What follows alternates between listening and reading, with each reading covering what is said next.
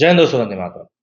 कुछ ही दिनों में आईपीएल शुरू होने वाला है और आईपीएल के बाद में टी20 वर्ल्ड कप भी शुरू हो जाएगा। और सबसे हैरान कर देने वाली बात तो यह है कि आईपीएल और टी20 वर्ल्ड कप के बीच में कोई ज्यादा बहुत बड़ी विंडो नहीं है। तो ऐसे में बीसीसीआई बोर्ड, क्रिकेट ऑफिशियल्स कितना ही कुछ कह लें कि हम डोमेस्टिक क्रिकेट को ज्यादा प्रेफरेंस दे रहे हैं टीम सिलेक्शन के लिए, चाहे आप सैयद सैयद मुश्ताक अली ट्रॉफी की बात कर लें, रणजी की बात कर लें, लेकिन वाकई में बॉटम लाइन यही है कि अगर हम टी20 वर्ल्ड कप की बात करें तो आने वाला आईपीएल काफी मायनों में आपके सिलेक्शन का जरिया बन सकता है। और अगर हम बात करें करंट इंडियन टीम की, तो कई सारे ऐसे प्लेयर्स हैं जो कि अभी कुछ समय टी20 में नहीं खेले थे, क्योंकि अगर हम अगर इंडियन क्रिकेट टीम की ही बात करें तो इंडियन क्रिकेट टीम ने बहुत ज्यादा टी20 मैचेस खेले नहीं। ऐसे में अगर हम वर्ल्ड कप को प्राइम फोकस में रखें तो हमारे पास में आईपीएल के अलावा और कोई सिलेक्शन का पैमाना बचता नहीं है। तो ये कहना कि नहीं, आईपीएल को हम प्रेफरेंस नहीं देंगे, कहीं ना कहीं एक झूठी सी बात हो जाएगी। खैर, इस वीडियो में हम लोग बात करने वाले हैं उन पहलुओं के बारे में या उन प्लेयर्स के बारे में या उन पोजीशंस के बारे में जिनके के लिए इस समय संघर्ष चलने वाला है। ऑब्वियस सी बात है, टीम इंडिया में सिलेक्शन एक बहुत बड़ा सिरदर्द होता है और जब तक कि आप एक स्टैंड आउट प्लेयर के तौर पर परफॉर्म ना करो, आपका ऑटोमेटिक सिलेक्शन तो आप कह ही नहीं सकते। तो ऐसे में अगर हम मौजूदा इंडियन टीम की बात करें तो जसप्रीत बुमराह का नाम तो बिल्कुल ऐसे आता है जिसके ऊपर आप सोचना भी नहीं चाहेंगे। आगे बढ़ते हैं, दूसरा नाम आता है कप्तान रोहित शर्मा का। अब रोहित शर्मा के अगर हम पार्टनर के तौर पर बात करें तो पिछले कुछ समय की परफॉर्मेंस को देखने के बाद में यशस्वी जायसवाल के नाम के अलावा दूसरे कोई नाम के ऊपर आपको विचार करना भी नहीं चाहिए।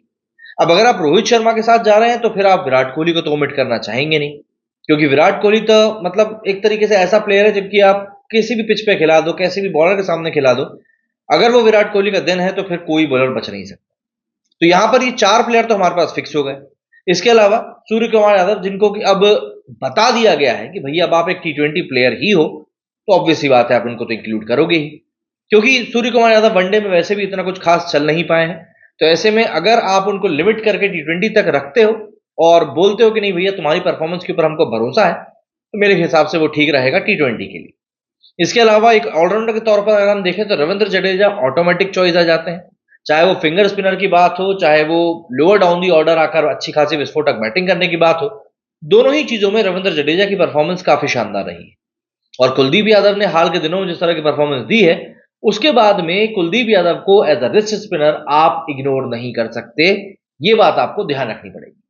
तो ऐसे में ही हमारे पास 15 में से 7 स्लॉट तो फुल हो चुके हैं और ये 7 प्लेयर ऐसे हैं जिनको कि आप हर एक कंडीशन में खिलाना प्रेफर करोगे। अब बचते हैं हमारे पास बचे हुए 8 स्पॉट। अब उन 8 स्पॉट्स के लिए हम किन लोगों के ऊपर ध्यान दे सकते हैं, उसी बारे में हम लोग इस वीडियो में बात करने वाले हैं। सबसे पहले हम लोग शुरुआत करते हैं उन खिलाड़ियों की जो कि स्पिन के अगेंस्ट अच्छा खेल सकते हैं, क्योंकि अगर आपको ध्यान हो तो शाकिब अल हसन जो कि लेफ्ट आर्म स्पिनर हैं, इसी तरह के और भी जो बॉलर्स हैं वो इंडियन बैटिंग ऑर्डर को मिडिल ऑर्डर में आकर काफी परेशान करते हैं जब मिडिल ओवर्स चल रहे होते हैं तब। तो ऐसे में हमको एक ऐसी बैटिंग यूनिट चाहिए जो कि मिडिल ओवर्स में लेफ्ट आर्म स्पिनर्स को ना सिर्फ खेल सके बल्कि अटैक भी कर सके। और जब बात अटैक की आती है तो ऑब्वियस सी बात है आपकी कंसिडरेशन में कुछ और प्लेयर्स आते हैं। सबसे पहला नाम मेरे यहां पर जहन में आता है सूर्य कुमार यादव का। सूर्य कुमार यादव एक ऐसे प्लेयर हैं जो कि थोड़े से अनऑर्थोडॉक्स लगते हैं, बट वो खेल सकते हैं। लेकिन सूर्य कुमार यादव के बारे में भी एक हैरान कर देने वाली बात यह है कि जब बारी स्पिन की आती है तब उनकी भी जो स्ट्राइक रेट होता है वो थोड़ा सा कम ही हो जाता है। इसके अलावा 2 अच्छे नाम और हैं, एक है शुभमन गिल का और एक है ऋतुराज गायकवाड़ का।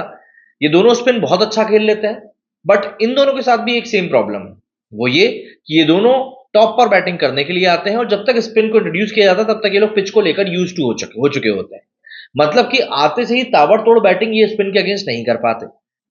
एक नाम और आता है और वो नाम है शिवम दुबे का। शिवम दुबे जो कि अभी हाल के समय में सीएसके से खेल रहे हैं और जो उनका लास्ट सीजन था वो काफी शानदार गया था और सीएसके ने उनको यूज भी कुछ ऐसे ही किया था। यहां पर शिवम दुबे के साथ आपको एक फास्ट बॉलिंग ऑलराउंडर का भी ऑप्शन मिल जाता है और शिवम दुबे काफी लंबे लंबे छक्के मारने के लिए भी जाने जाते हैं। इसके अलावा एक चीज जो थोड़ी सी दिक्कत पैदा करती है वो ये है कि शिवम दुबे को as a impact player Chennai Super Kings ने खिलाया था। अब इम्पैक्ट प्लेयर का रूल टी20 वर्ल्ड कप में तो है नहीं, तो यहां पर शिवम दुबे को आप इस स्कीम में कैसे इंक्लूड करेंगे ये आपको थोड़ा सा देखना पड़ेगा। तो ये कुछ प्लेयर्स हैं जिनको कि आप अगेंस्ट स्पिन यूज कर सकते हो। इसके बाद जब हम गाड़ी आगे बढ़ाते हैं तो हमको चाहिए एक फास्ट बॉलिंग ऑलराउंडर। अब इस कैटेगरी में आपके पास में अगर हार्दिक पांड्या फिट हैं तो वो ऑब्वियस सी बात है, एक ऑटोमेटिक चॉइस बन जाते हैं, क्योंकि फिर उस कैलिबर का कोई खिलाड़ी है नहीं।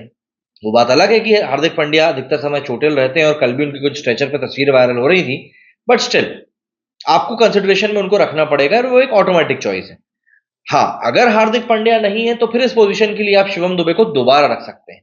पिछले कुछ समय में इंडिया ने शिवम दुबे के साथ में एक्सपेरिमेंट्स भी किए हैं और उनका जो एक्सपोजर रहा है वो भी काफी हद तक ठीक ठाक रहा है। यहां तक कि गाड़ी को संभालने के बाद में आपके पास में ऑप्शन आ जाता है भैया आप किसका, विकेट कीपर का। अब देखिए, ये डिपार्टमेंट थोड़ा सा कॉम्प्लिकेटेड भी है, कॉन्ट्रोवर्शियल भी है। कॉम्प्लिकेटेड इसलिए क्योंकि यहां पर आपके पास में ऋषभ पंत हो सकता है वापस आ जाए।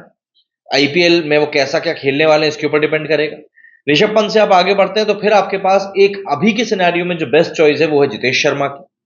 जितेश शर्मा को कई सारे मौकों पर खिलाया भी गया है, लेकिन सबसे ज्यादा कंफ्यूजिंग वाली स्थिति बनी है यहां पर ईशान किशन को लेकर कि यार ईशान किशन का आखिर क्या रोल रहने वाला है। बंदे ने ऐसा भी नहीं कि बुरा खेला था, गुवाहाटी में आखिरी बार वो ऑस्ट्रेलिया के अगेंस्ट खेले थे और काफी अच्छा खेले थे, लेकिन ऐसे में कंफ्यूजन की स्थिति तो बन चुकी है। प्लस सेंटर कॉन्ट्रैक्ट से बाहर जाना बीसीसीआई का उनको लेकर एक नेगेटिव रिव्यू भी दिखाता है। चलिए ठीक है, ईशान किशन, जितेश शर्मा और ऋषभ पंत तो हो गए, बट एक नाम और है और वो नाम है 50 ओवर के वर्ल्ड कप में कीपर का रोल निभाने वाले केएल राहुल का। केएल राहुल मिडिल ऑर्डर में कितने बढ़िया बल्लेबाज हो सकते हैं ये हम सब देख चुके हैं। 2016 का अगर आपको आईपीएल याद हो तो आरसीबी के लिए केएल राहुल ने बहुत बढ़िया प्रदर्शन किया था और उस सीजन में उनकी बैटिंग अलग ही लेवल की दिखाई दे रही थी।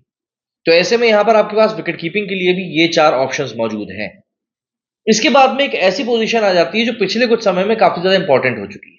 अगर मैं लास्ट टी20 वर्ल्ड कप की बात करूं तो दिनेश कार्तिक को ये पोजीशन दी गई थी और इस प्लेयर का काम होता था बस आके बल्ला घुमाने का, और इस बार ये काम जाने वाला है रिंकू सिंह को। रिंकू सिंह एक ऐसे खिलाड़ी हैं जो सिर्फ एक मैच में नहीं बल्कि हर एक मैच में चले हैं, तो जाहिर सी बात है रिंकू सिंह को आप ओमिट नहीं कर सकते। हाँ, प्लेइंग 11 में आप उनको जगह देते हैं नहीं देते ये एक बात अलग रहेगी, बट 15 में तो आपको रिंकू सिंह को शामिल करना ही पड़ेगा और आपके पास इसके अलावा मेरे हिसाब से तो कोई चॉइस होनी नहीं चाहिए। क्योंकि रिंकू सिंह को आप चाहे आयरलैंड की बात कर लें, चाहे ऑस्ट्रेलिया के अगेंस्ट बात कर लें, चाहे आप साउथ अफ्रीका की बात कर लें, रिंकू सिंह ने हर एक जगह पर अपने आप को प्रूव किया है और मुझे नहीं लगता कि हमको दोबारा इस बारे में बात करने की जरूरत है। और लास्ट में एक ऑप्शन आ जाता है भैया, किस तरीके से आप पेस बॉलर्स को मैनेज करोगे, क्योंकि बुमराह को आपने सिलेक्ट कर लिया बट स्टिल आपको टीम में 2 और पेस बॉलर्स तो चाहिए। इनके साथ में आप एक स्पिनर रख लोगे, एक ऑलराउंडर रख लोगे, आपका काम हो जाएगा, बट आपको 2 पेस बॉलर्स तो और चाहिए, वो भी रेगुलर। बुमराह तो आपके पास हो गए, इसके अलावा सिराज ने जिस तरह के भी हाल के दिनों में परफॉर्मेंस दी है वहां से आप उनको ले सकते हो, ऑटोमेटिक चॉइस भी बन सकते हैं।